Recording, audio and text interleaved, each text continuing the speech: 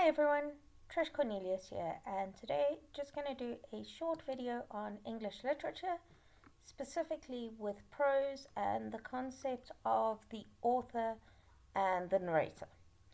So the author is the creator of the work, okay? And then we have the narrator.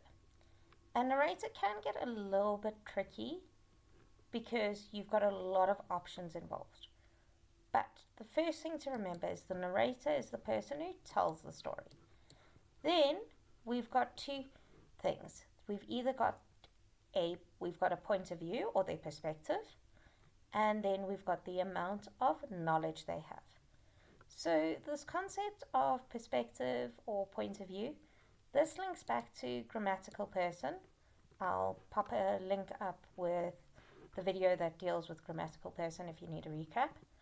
And there we've got two types of narrators that we encounter. We encounter the first person narrator and the third person narrator.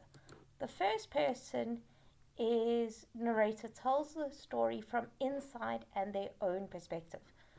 But it's important to remember, unless it's an autobiography, the narrator and the author are not the same. How are you going to tell that it's a first-person narrator? They're going to use first-person pronouns. They're going to say I and me and my and we and us and our. Then we've got a third-person narrator. They tell the story as an outsider.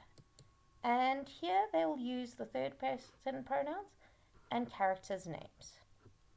So we've got a situation where the narrator can either be first-person or third person. The next question is how much knowledge they have.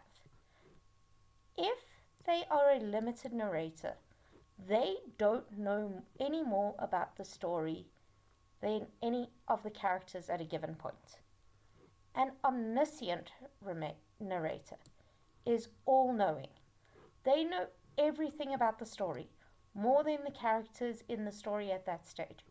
So they know how everything works out and why everyone behaves that way. I hope you found this useful, and as always, thanks for watching. Please like and subscribe. Trish Cornelius, out.